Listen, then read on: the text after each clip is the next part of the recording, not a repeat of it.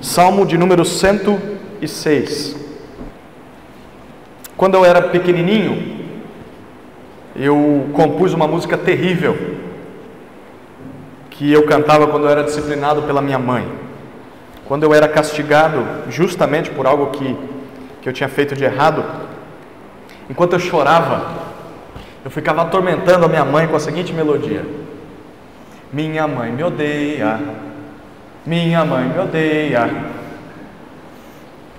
Todo filho, na hora que sente a dor da varada da disciplina, ou diz algo parecido se ele for bem cara de pau como eu era, ou pelo menos ele pensa em dizer isso se ele tiver pelo menos um pingo de juízo. Mas a verdade é que a minha mãe não odiava, não me odiava e nunca me odiou. Na verdade é porque ela me amava que ela me disciplinava para consertar algo de errado no meu caráter, na minha conduta. Porém naquela hora eu não conseguia e nem queria refletir sobre isso. Eu só pensava na dor que eu estava sentindo, e era a primeira coisa que me vinha à mente. Por que eu citei isso? Você já sentiu algo parecido em relação a Deus? Sabe aqueles momentos na vida em que a vida se torna amarga? Muitas vezes por consequência dos nossos pecados do passado, e aí nós olhamos para Deus e nós temos vontade de dizer: meu Deus me odeia, meu Deus me odeia. Já teve momentos assim? Talvez nós não tenhamos coragem de dizer isso, mas internamente o nosso coração fica pensando: onde está o Deus bondoso a quem eu tenho servido há tanto tempo? Quando eu mais preciso, esse Deus não faz nada. Não é possível que esse Deus seja tão bom quanto ele diga: Senhor, onde está a tua bondade? Porque eu não consigo vê-la. O Salmo 106 foi composto por um povo que repetia frases como estas, e repetiu isso por muitos e muitos anos na sua vida. Provavelmente essas pessoas faziam parte da 6ª geração dos filhos do antigo rei de Israel, o rei Davi. Eles tinham ouvido muitas histórias dos seus pais e dos seus avós. Eles ouviram que Davi foi um rei segundo o coração de Deus, o melhor rei que Israel já teve. Mas ouviram também que Davi cometeu erros gravíssimos. E por causa dos erros dele, os filhos dele passaram a sempre conviver com guerras e conflitos. E isso afetou todo o povo, acabou dividindo o país, e essa divisão levou Israel à ruína. Tanto que o ápice dessa ruína foi ver os dois reinos, o reino do norte e o reino do sul, serem derrotados pelos seus inimigos. O primeiro reino a cair foi o reino do norte, foi o reino de Israel. E algum tempo passou e muita desgraça aconteceu, até que o maior reino daquela época e mais cruel, a Babilônia, acabou conquistando o reino do sul, a quem era chamado de Judá. E a Babilônia levou muitos dos seus cidadãos para sua terra, para que eles vivessem como cativos de guerra numa terra estrangeira. Pois é essa geração dos compositores desse salmo, esse povo que está no cativeiro. E esse salmo é conhecido como um hino nacional, porque ele é um cântico que foi escrito para ser cantado por todo o povo de Judá. E esse hino nacional começa com um convite de louvor a Deus. Perceba o que dizem os versículos 1 até 3. O texto diz assim: aleluia! Rendei graças ao Senhor, pois Ele é bom, e o seu amor dura para sempre. Quem poderá descrever os poderosos feitos do Senhor, ou anunciar todo o seu louvor? Bem-aventurados os que guardam a retidão, os que praticam a justiça em todo o tempo. A primeira palavra do salmo é aleluia. Aleluia significa louvado seja, digno é alguém de ser elogiado. E o autor deseja que o Senhor Deus seja louvado. E como Deus seria louvado, o versículo 1 diz: enquanto o povo rendesse graças a Ele.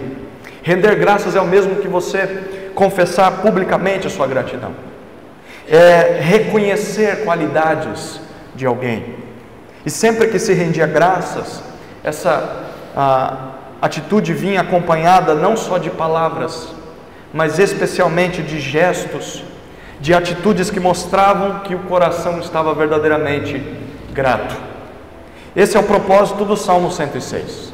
Louvem a Deus e façam isso agradecendo a Ele, seja com palavras, seja com ações. Mas pelo que nós devemos agradecer a Deus? O versículo 1 ainda nos dá 2 motivos. Primeiro motivo, porque Ele é bom. Deus é alguém agradável. Deus faz o bem. Deus dá satisfação aos homens. Agradeçam a Deus porque Ele é bom. Mas o segundo motivo, porque o seu amor dura para sempre. A palavra usada para amor aqui é o termo hebraico que eu já tenho me referido várias vezes, hesed. O hesed, ele vai além do que um mero sentimento interno na pessoa. É um amor que é expresso por meio de atitudes. E não simples atitudes, são atitudes de fidelidade à pessoa amada, mesmo que essa pessoa não mereça essas atitudes. Então esse é um convite a agradecer a Deus, porque Deus é fiel ao que nos promete, mesmo quando nós falhamos em cumprir a parte do trato que nós temos com Ele.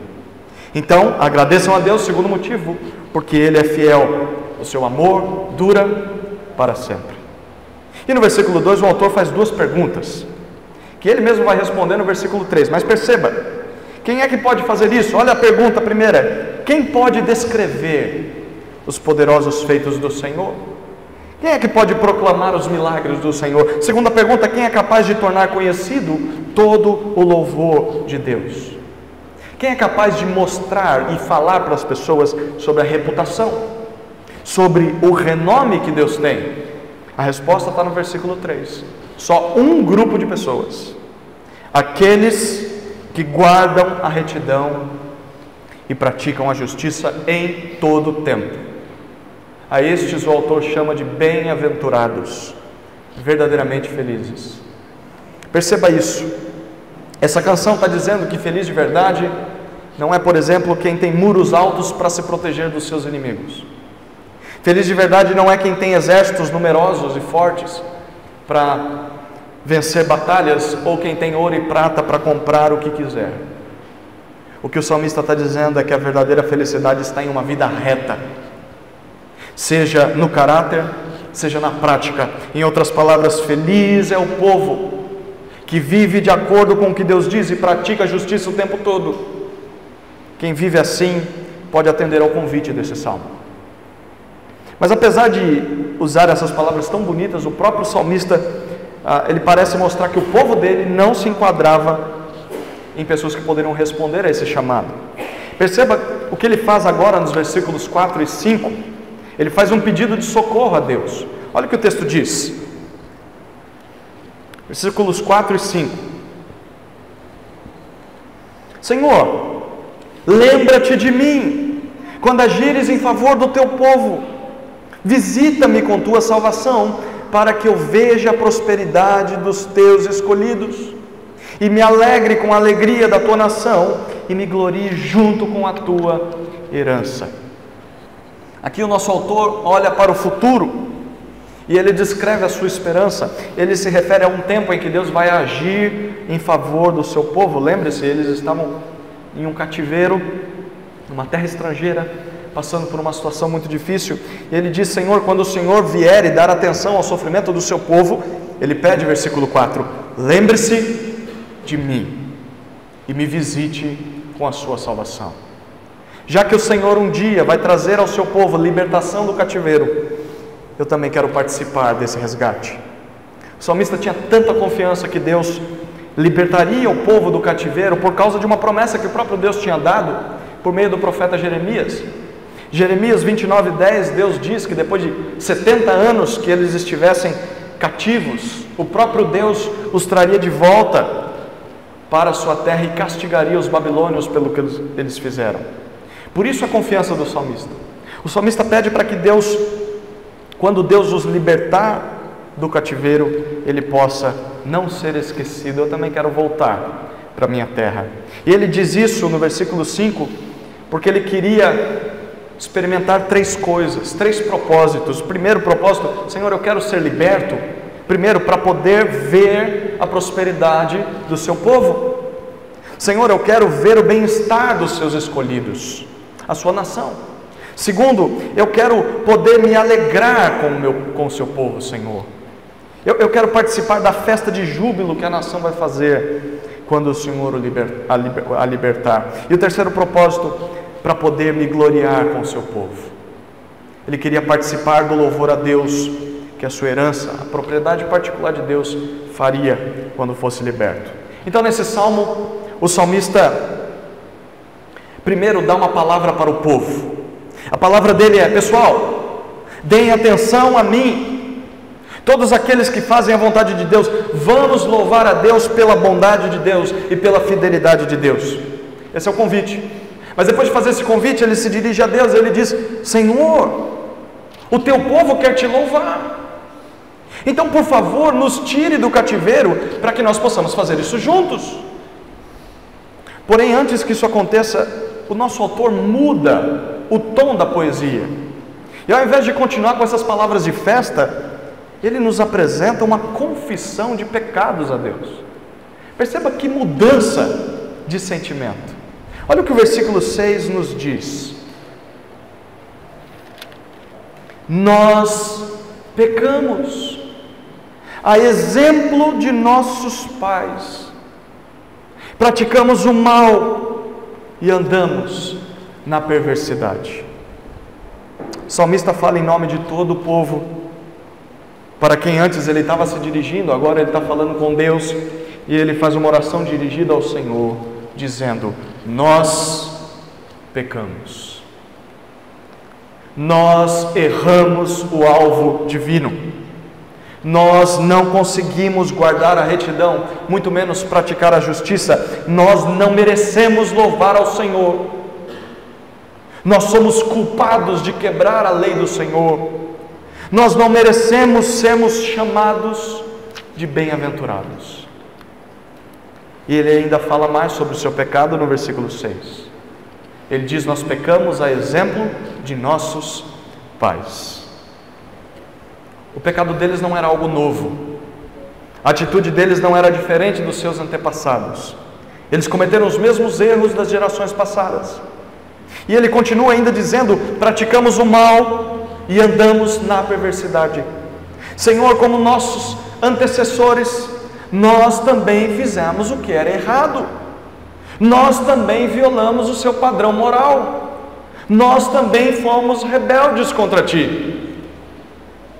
Eu queria que você desse atenção ao que esse homem está dizendo aqui.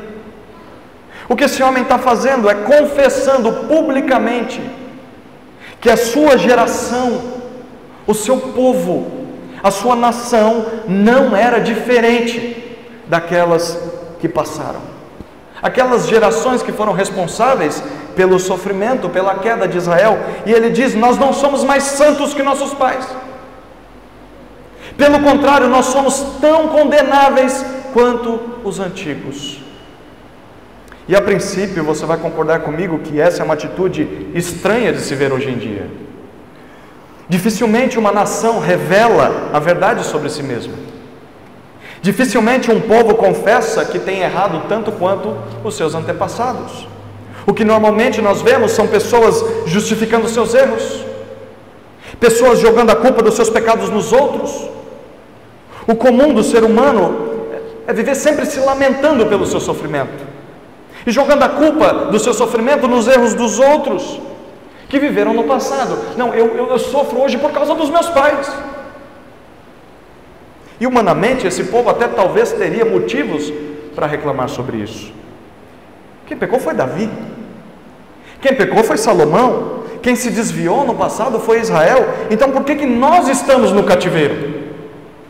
Por que não foi Davi que veio para o cativeiro? Por que nós devemos sofrer pelos erros dos outros?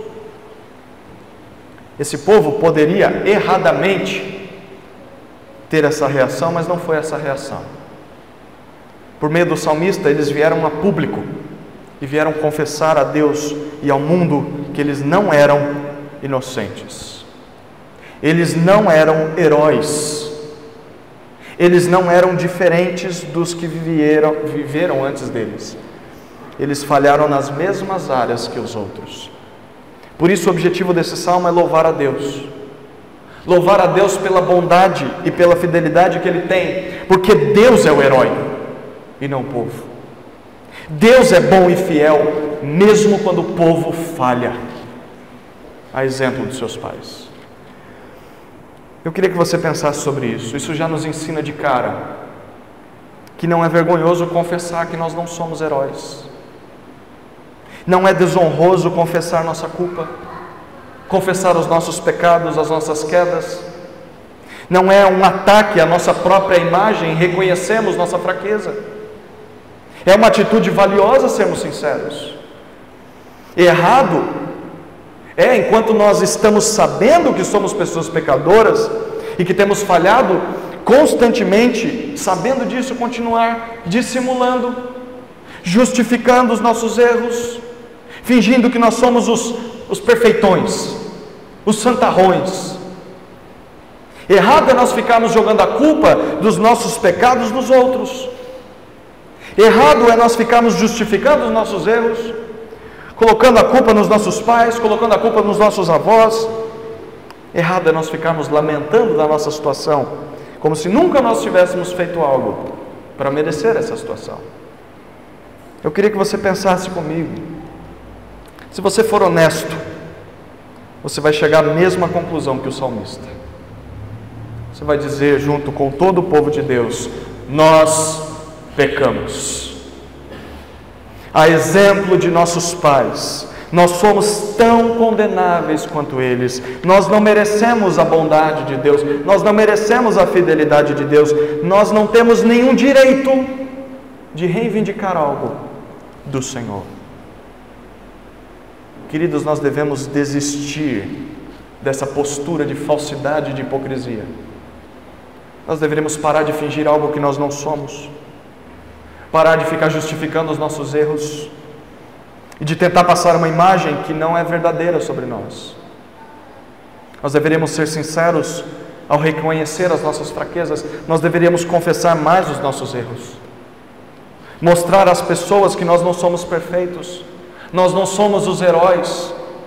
Nós deveríamos abrir os nossos corações e reconhecer que não somos santos, que nós não passamos de vilões travestidos de heróis.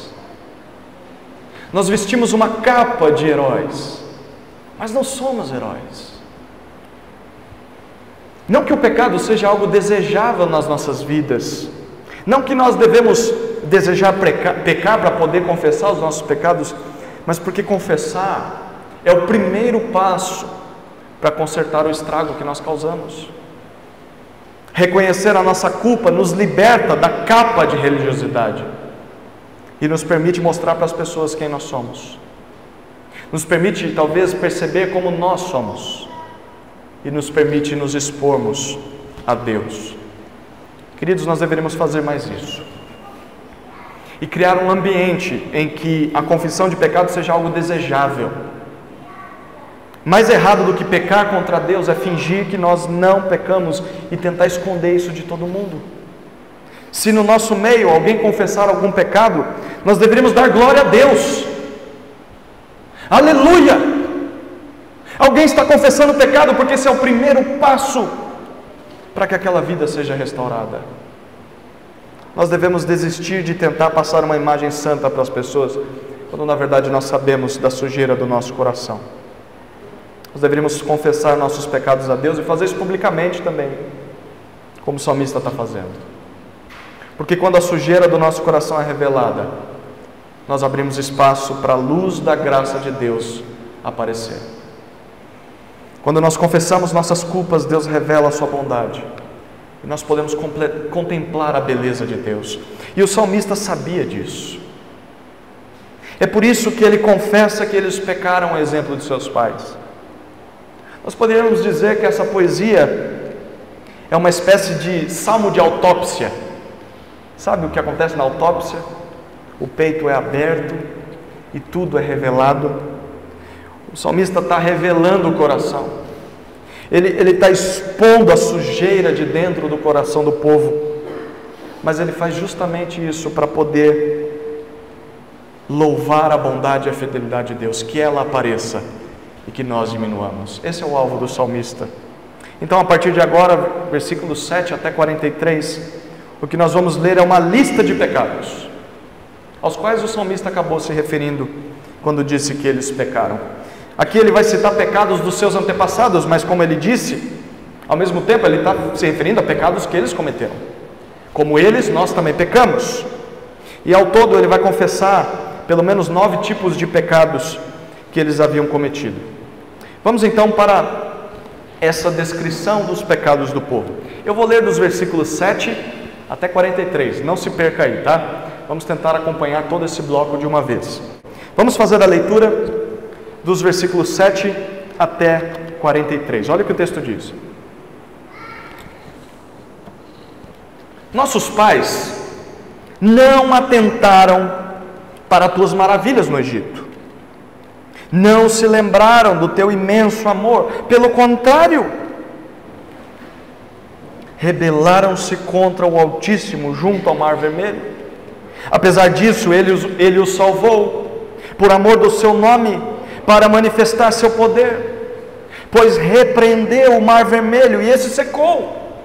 Ele os fez caminhar pelas profundezas como por um deserto, salvou-os da mão do adversário, livrou-os do poder do inimigo.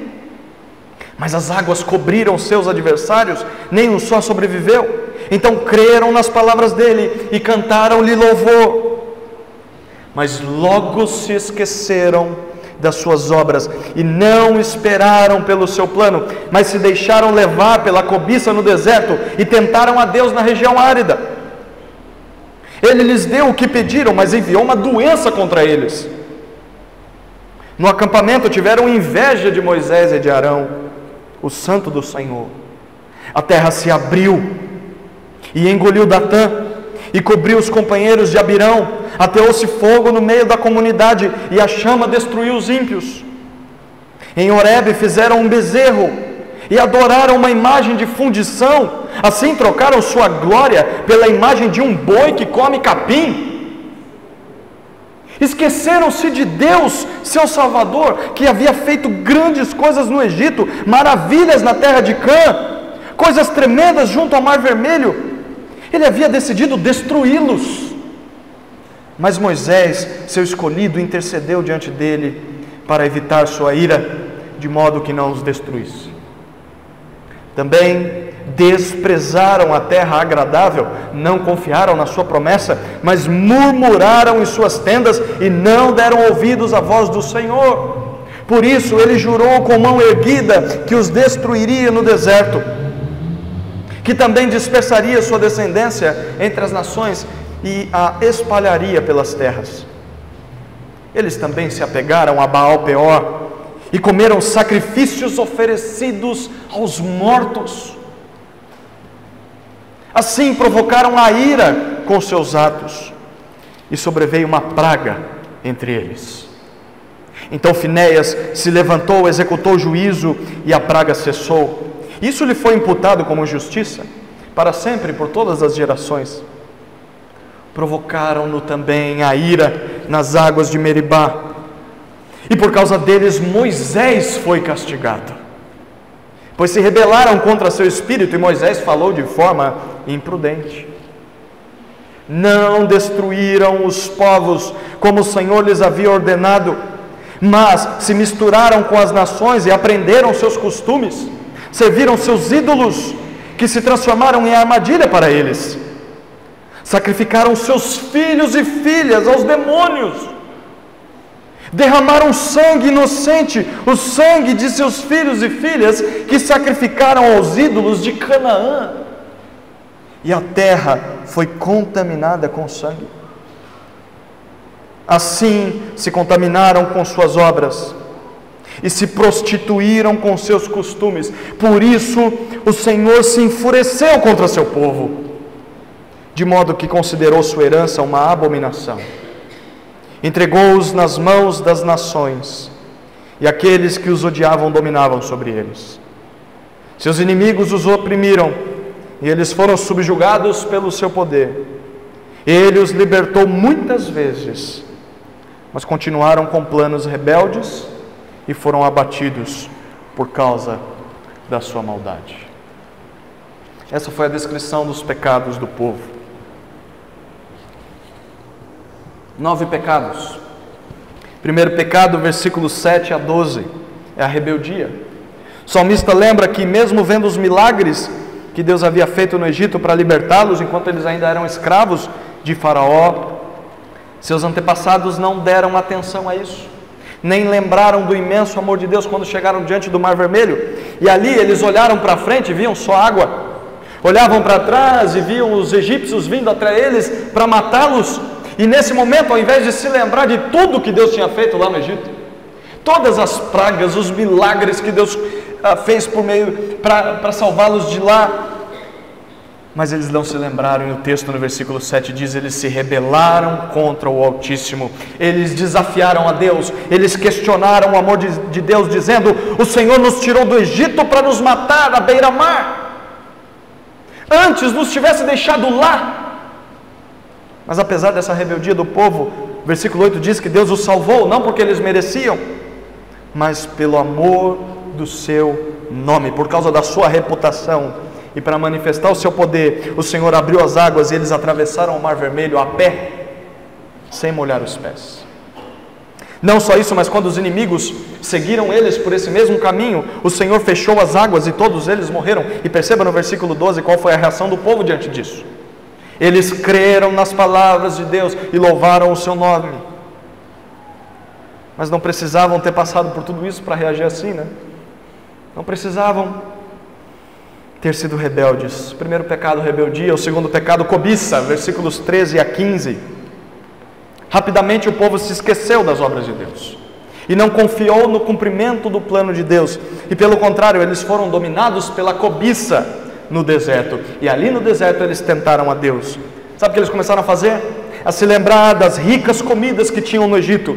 Por incrível que pareça, eles lembraram até das cebolas que tinham no Egito, e começaram a dizer: quem nos dera estivéssemos lá ainda, para que pudéssemos desfrutar das delícias que tínhamos antes de Deus aparecer e acabar com a nossa vida. Por isso eles começaram a questionar a Deus, para ver se Deus era capaz de dar para eles o que os desejos egoístas dos seus corações estavam pedindo. E no versículo 15, Deus deu carne a eles. Mas enquanto eles estavam mordendo a carne, Deus enviou uma praga, enviou uma doença como castigo pela cobiça e pela desconfiança do povo. O terceiro pecado foi a inveja. Versículos 16 a 18. Moisés e Arão eram os líderes que Deus tinha colocado sobre o povo, mas algumas pessoas tiveram inveja desses dois. Eles queriam ser os líderes, eles não queriam se submeter à autoridade de pessoas colocadas por Deus para liderá-los, e como resposta, Deus abriu a terra onde eles estavam, e a terra engoliu muitos dos que estavam se revoltando contra os líderes de Deus, e aqueles que não caíram no abismo foram queimados vivos pelo fogo enviado pelo próprio Senhor. Quarto pecado, a idolatria, versículos 19 até 23. O povo chegou ao Monte Horebe. O Monte Horebe foi o monte onde Deus deu os 10 mandamentos, e Moisés subiu ao monte para receber esses mandamentos e passou 40 dias lá em cima. E o povo ficou impaciente. Onde já se viu ter que esperar 40 dias? Podia ter sido em meia hora, Deus poderia ter feito um milagre aí.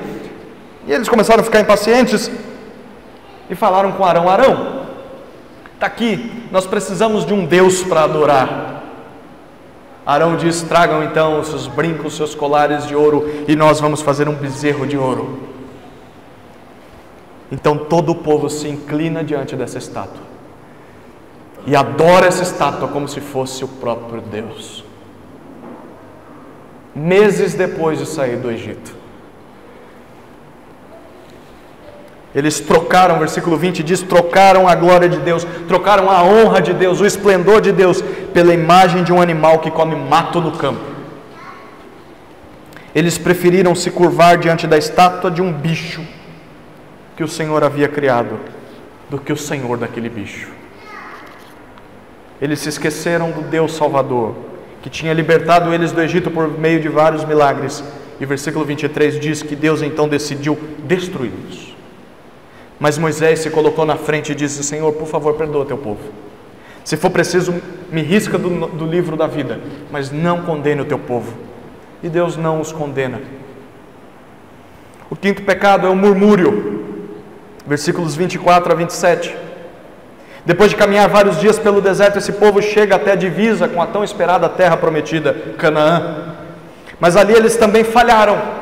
O versículo 24 diz que eles desprezaram aquela terra. Já imaginou isso? Eles não confiaram na promessa de Deus de que eles iam conquistar a terra. Então, já que eles olharam e falaram: a gente não vai conseguir. Bom, também não é tão boa a terra assim. Esse negócio aí não é tão terra prometida assim, né? Não é tão bela como Deus dizia.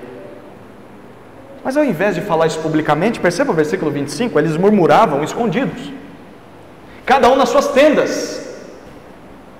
Eles não quiseram ouvir a Deus. Publicamente eles diziam: nós vamos conquistar a terra, essa terra é maravilhosa, Deus, obrigado por nos trazer aqui. Mas em secreto, eles ficavam resmungando, eles ficavam reclamando da terra que Deus tinha dado a eles.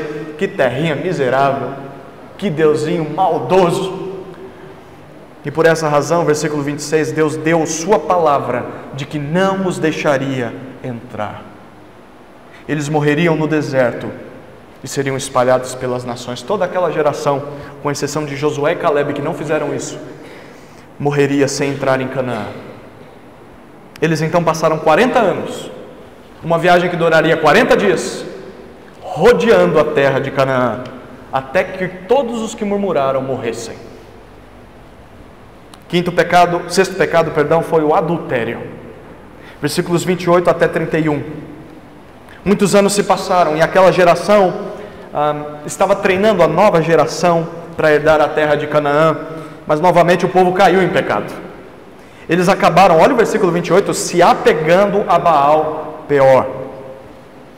Isso significa dizer que eles se associaram a um ídolo dos Moabitas, que era um dos povos que vivia ali na beira de Canaã. E na adoração a esse Deus, haviam festas com comida, com bebida e muita imoralidade sexual. Eles ofereciam, era como se fosse um carnaval nos dias de hoje. Eles ofereciam sacrifícios aos mortos. E o salmista diz que Israel comeu desses sacrifícios.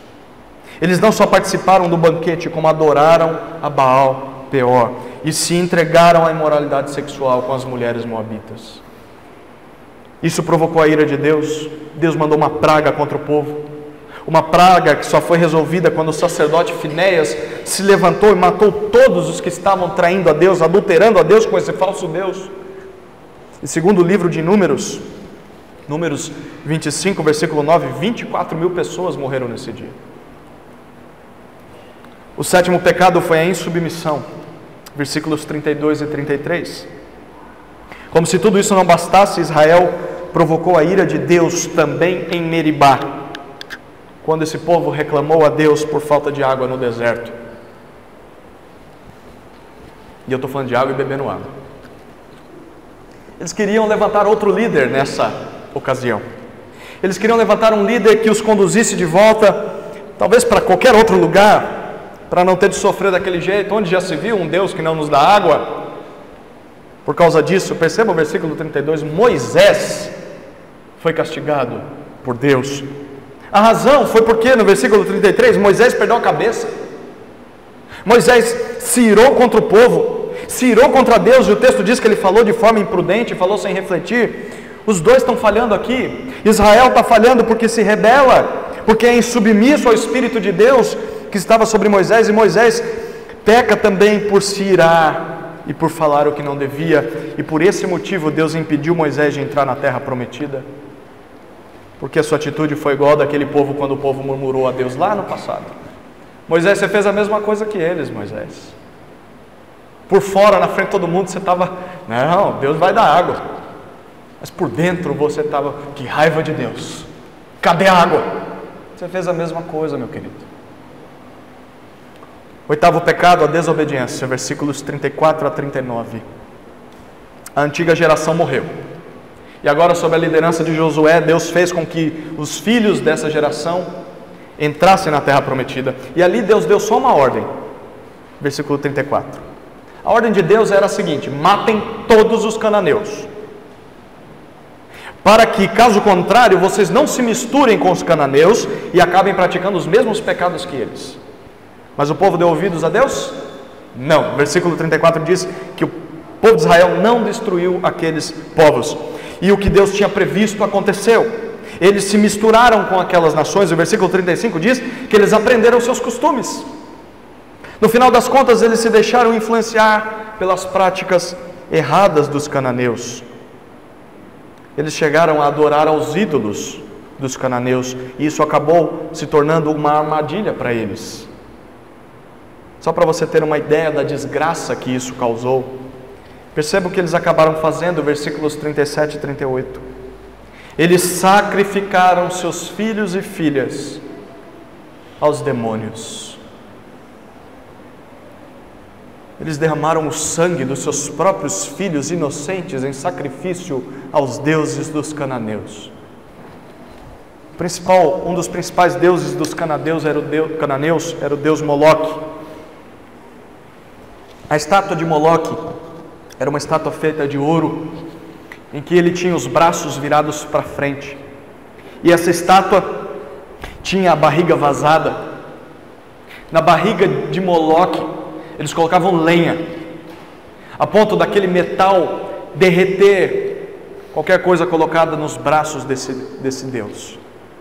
Então eles pegavam um recém-nascido e colocavam no colo de Moloque. O calor derretia aquela criança até que ela era engolida pela estátua. É isso que Israel fez quando entrou em Canaã. E eles fizeram isso porque os cananeus acreditavam que sacrificar os seus filhos faria com que Moloque fosse favorável a eles e lhes daria uma colheita abundante naquele ano. Onde já se viu pessoas que sabem que é Deus quem dá a colheita? Sacrificar seus filhos a um falso Deus. Já parou para pensar nisso? Um povo que conhece o Deus verdadeiro, o único que realmente controla a natureza, matando seus filhos para serem abençoados por deuses falsos, por demônios. Foi isso que Israel fez, e o resultado, o versículo 39, é que eles acabaram se contaminando com seus maus costumes, os costumes dos cananeus, costumes religiosos e costumes morais errados. Nono pecado, a obstinação, versículos 40 até 43. Esse parece ser um resumo de tudo o que aconteceu com o povo de Israel, depois de todos esses pecados cometidos contra Deus. Versículo 40, o Senhor se enfureceu contra o seu povo, a ira de Deus se acendeu, e ele chegou a abominar, a desprezar a sua herança, o seu povo escolhido. Ele então os entregou nas mãos daquelas nações que os odiavam, e eles foram oprimidos e subjugados por elas como escravos. Versículo 43, mesmo assim, Deus ainda libertou esse povo muitas vezes. Nós temos lido o livro de Juízes pela manhã, e Deus faz isso várias e várias vezes, mas esse povo continuava sendo rebelde, e todos foram abatidos, o texto diz, uma última vez por Deus. Aqui provavelmente o salmista está se referindo ao golpe fatal da derrota para os babilônios há 70 anos atrás. Foi isso que Israel colheu depois de tanta desobediência. Um povo rebelde, obstinado, duro de coração, que mesmo sendo disciplinado por Deus, não aprendia a lição. Mas perceba também que mesmo diante de tudo isso, Deus não deixou seu povo. Deus tinha seus motivos, poderia ter abandoná-los, mas mesmo entristecido, mesmo irado pelo que eles estavam fazendo, o Senhor continuava sendo fiel à aliança que tinha feito com eles lá atrás. A esposa havia traído o marido, mas o marido continuava fiel à esposa. Você percebeu uma coisa nessa confissão de pecados? Reparou como que o salmista é claro quanto aos termos que ele usa para se referir a cada pecado que o seu povo tinha cometido? Perceba, esse homem, ele não ficou rodeando o assunto. Ele não ficou dizendo coisas como: Senhor, os nossos pecados são muitos, perdoa os nossos muitos pecados. Eu não consigo nem contar tanto o número dos pecados que cometemos, então faz o seguinte: que tal o senhor pegar esse monte de sujeira aqui que eu estou apresentando? É muito pecado mesmo, por que o senhor não dá um jeito? Tudo bem? Perdoa esse monte de pecado que eu tenho cometido. Foi isso que o salmista fez? Não foi. O que o salmista fez foi: Senhor, nós fomos rebeldes a Ti. Nós não quisemos nos submeter à Sua vontade, mesmo depois de vários milagres. Nós preferimos olhar para as circunstâncias ao invés de olhar para Ti.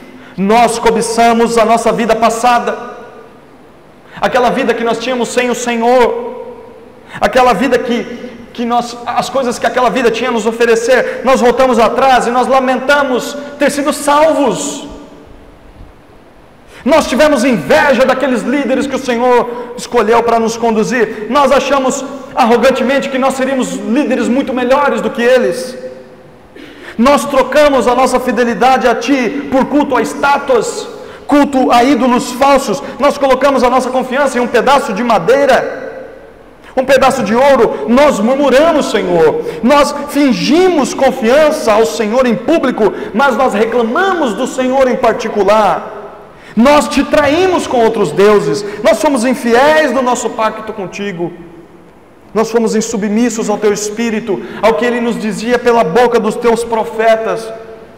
Nós não quisemos nos submeter à Tua vontade. Nós desobedecemos claramente aquilo que o Senhor nos ordenou que fizéssemos. E pior de tudo, Senhor, nós ainda continuamos obstinados no erro, mesmo depois de tanta misericórdia e tanta disciplina do Senhor. Senhor, o salmista diz: perdoa por cada um desses pecados. Eu queria te perguntar: você já parou para confessar os seus pecados a Deus desta maneira? Citando um por um, descrevendo onde você errou, chamando cada pecado pelo seu nome, e não como muitos gostam de fazer, trocando adultério por deslize, trocando: eu fiquei chateado, quando na verdade deveriam estar falando: eu fiquei irado, eu estou guardando mágoa no meu coração, isso é pecado, Senhor. Qual foi a última vez que você foi claro e foi sincero para Deus na sua confissão de pecados? Quando nós pedimos perdão a Deus pelos muitos pecados que nós cometemos, sem sermos claros sobre que pecados são esses, na verdade nós estamos fugindo da responsabilidade por eles. Há um livro que eu quero recomendar para que vocês leiam, que vai mudar a sua vida de oração. É um livro de um autor chamado Bill Hybels, ou Hybels, eu não sei falar esse nome, mas o nome do livro é Ocupados Demais para Deixar de Orar. Ocupados Demais para Deixar de Orar. Nesse livro, o autor diz o seguinte: quando amontoo todos os meus pecados e os confesso em massa, estou me recusando a sentir a dor, o constrangimento ou a vergonha que deveriam ser despertados em mim por causa de meus pecados.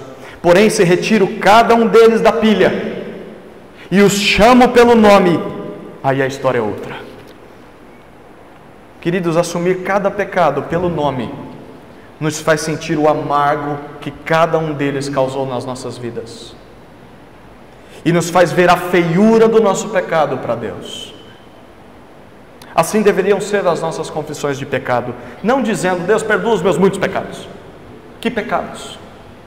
Você foi incrédulo, você foi cobiçoso, você foi adúltero, você se irou. Senhor, eu fiz essas coisas. E quanto mais nós expomos a nossa sujeira para Deus, mais nós vamos perceber o tamanho da bondade de Deus. Quanto mais pecados você confessar dessa maneira, você vai pensar assim: como é que Deus pode amar um monstro como eu? Como é que Deus pode ser gracioso comigo? Olha o tanto de coisas que eu fiz por Ele ou contra Ele, abraçado ao pecado, e mesmo assim Ele me perdoa. Como pode ser que esse Deus me ama?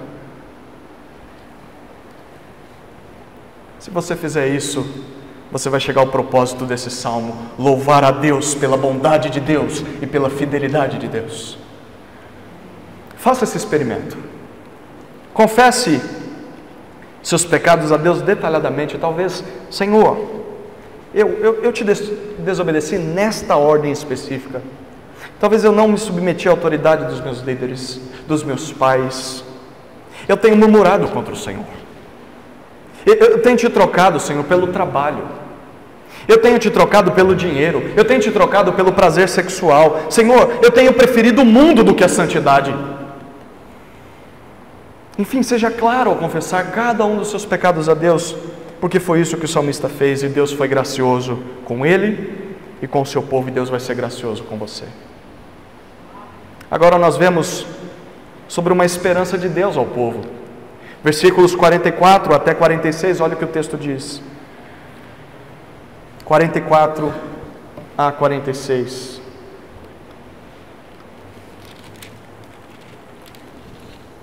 Contudo, atentou para a sua aflição, quando ouviu seu clamor.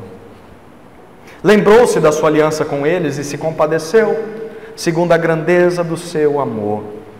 Por isso, fez com que alcançassem compaixão da parte dos que os levaram cativos.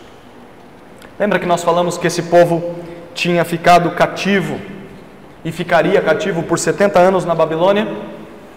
Então, o tempo prometido por Deus havia se cumprido e o povo já estava quebrantado e também estava esperançoso pela libertação do Senhor. E no ano 69 desse período, os babilônios foram conquistados pelos medos e persas. Um ano depois, Deus moveu o coração do rei Ciro, e Ciro decretou que os judeus poderiam voltar para a sua terra, reconstruir suas cidades. E esse salmo foi escrito provavelmente bem no momento em que essa notícia chegou aos ouvidos do povo. Eles ficaram tão alegres, tão gratos a Deus, que um deles compôs essa música. E eles estavam arrependidos, eles estavam gratos a Deus pelo livramento do cativeiro. E é isso que eles dizem. Versículo 44, contudo, o Senhor deu atenção para a aflição do seu povo. O Senhor atentou para a nossa desgraça. Quando o Senhor ouviu o nosso clamor, Senhor, nós gritávamos por socorro, nós chorávamos com sinceridade em súplica ao Senhor, e o Senhor nos ouviu. Foi então, versículo 45, que o Senhor se lembrou da sua aliança que tinha com cada um de nós, e se compadeceu por causa da grandeza do seu amor. O salmista aqui está se referindo ao que Deus fez com o povo no passado, mas também estava falando justamente com o que eles estavam vivendo naquele momento. É por isso que eles reconhecem no versículo 46, que aqueles que os tinham levado cativos tiveram compaixão do povo de Deus. Durante todo o tempo do cativeiro, e em especial agora, quando o rei Ciro decretou que eles voltassem para Jerusalém, esse decreto deu esperança ao povo. Esperança de que Deus não tinha abandonado o povo e que, apesar da desobediência deles, Deus continuava sendo fiel ao que havia prometido. Mas eles sabiam que isso não era tudo. Faltava muito caminho ainda pela frente. Por isso o salmista faz um pedido a Deus no versículo 47, olha o que ele pede. Salva-nos, Senhor, nosso Deus, e congrega-nos dentre as nações, para que louvemos Teu santo nome e nos gloriemos em Teu louvor. Senhor, nós temos a permissão de voltar, mas mesmo assim nos salva. Nos resgate dessa terra e nos reúna novamente em nosso solo. Traga de volta todos os que estão espalhados pelas nações até Jerusalém. E nós queremos fazer isso com dois propósitos. Primeiro, versículo 47, ainda diz, para que louvemos o Teu santo nome. O Senhor é um Deus único, Senhor. Não há outro Deus igual a Ti em todo o universo. Por isso nós queremos reconhecer a Sua grandeza, reconhecer a Sua santidade. Segundo propósito, para que nos gloriemos em Teu louvor. Nós queremos nos orgulhar em quem o Senhor é. Nós queremos Te exaltar pelo Seu renome, pela Sua reputação, pelo Seu caráter. Nós queremos Te louvar, porque o Senhor é digno de ser louvado. E o nosso salmo termina com um desejo do salmista para com Deus. Versículo 48, ele diz, bendito seja o Senhor, Deus de Israel, de eternidade em eternidade. E todo o povo diga, amém, aleluia. É assim que ele termina o salmo. Que o Senhor, Deus de Israel, seja bendito, seja bem falado, seja adorado para todo sempre. Que todos os povos reconheçam ao Senhor, todos os povos se dobrem diante dele por toda a eternidade, e que todos Na terra, acrescentem seu amém a esse desejo. Amém significa concordar com o que foi dito. Por isso o Salmo termina como ele começou. Lembra a primeira palavra do Salmo? Aleluia. Ele termina: louvado seja o Senhor. Aleluia. Mesmo sofrendo a disciplina de Deus por seus pecados, por 70 anos aquele povo sabia algo da palavra de Deus.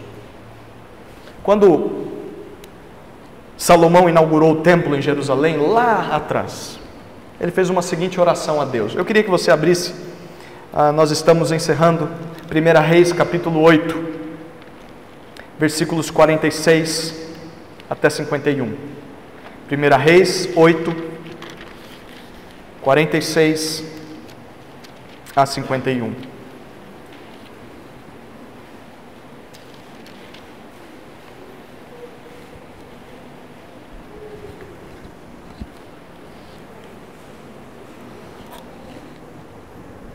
Quando Salomão orou agradecendo a Deus pelo templo que foi construído,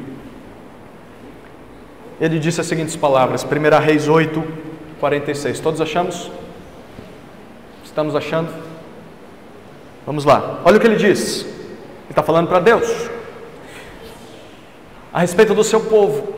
E ele diz: Senhor, quando pecarem contra ti, versículo 46, pois não há homem que não peque, e tu te indignares contra eles e os entregares ao inimigo, de modo que os levem em cativeiro para a terra inimiga, distante ou próxima, se na terra onde forem levados em cativeiro caírem em si e se converterem, e na terra do seu cativeiro te suplicarem dizendo: pecamos, nos desviamos e agimos com maldade, se voltarem a ti de todo o coração e de toda a alma na terra de seus inimigos, que os tenham levado em cativeiro, e orarem a ti, voltados para a sua terra, que deste aos seus pais, para a cidade que escolhestes, e para o templo que edifiquei ao teu nome, ouve do céu, lugar da tua habitação, a sua oração e a sua súplica, e defende a sua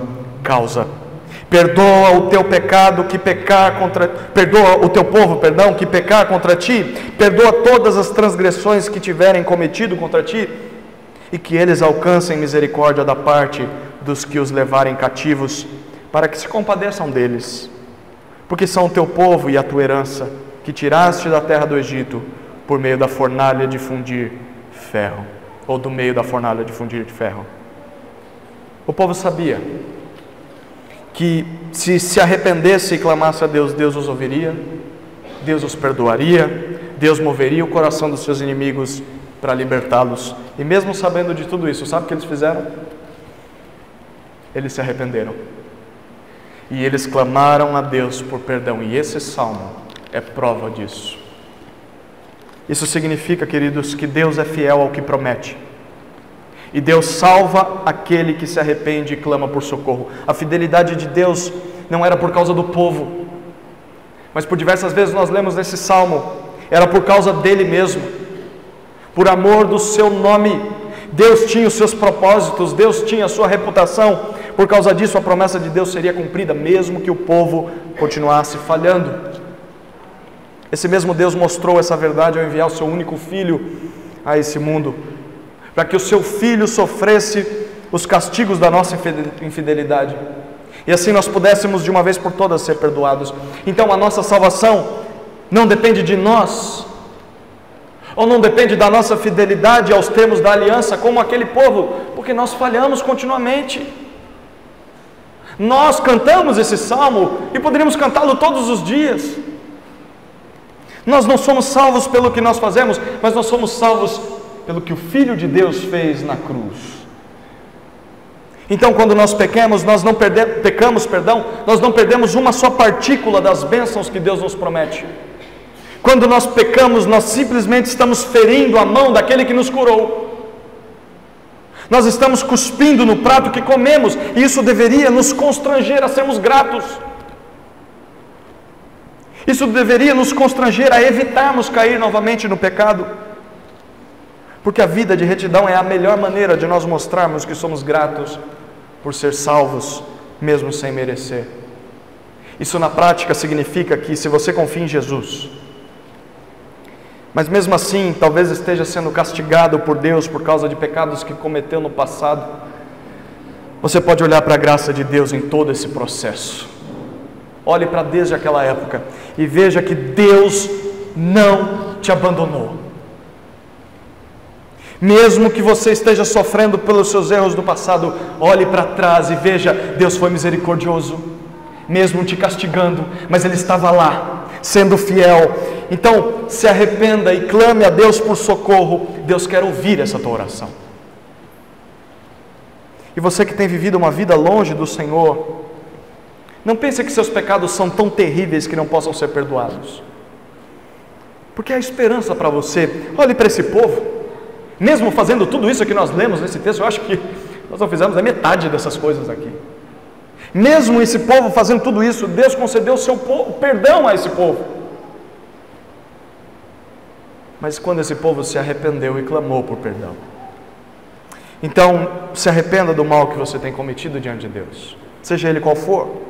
Confesse cada um de seus pecados e clame por salvação, porque Deus não nega bem algum aos que o buscam. Bata na porta do céu e por meio de Cristo Deus vai te conceder perdão. Quando você experimentar esse perdão de Deus, mesmo que continue sofrendo por uma disciplina de Deus, você vai chegar à conclusão desse povo: Deus é bondoso e fiel, mesmo quando nós pecamos e quebramos a sua lei. A insistência de Deus em tratar o nosso coração, bem como o perdão dele quando nós nos arrependemos, são mostras de que Deus não te odeia. Pelo contrário, o exemplo daquela mãe que disciplina o filho, Deus te ama e te ama muito.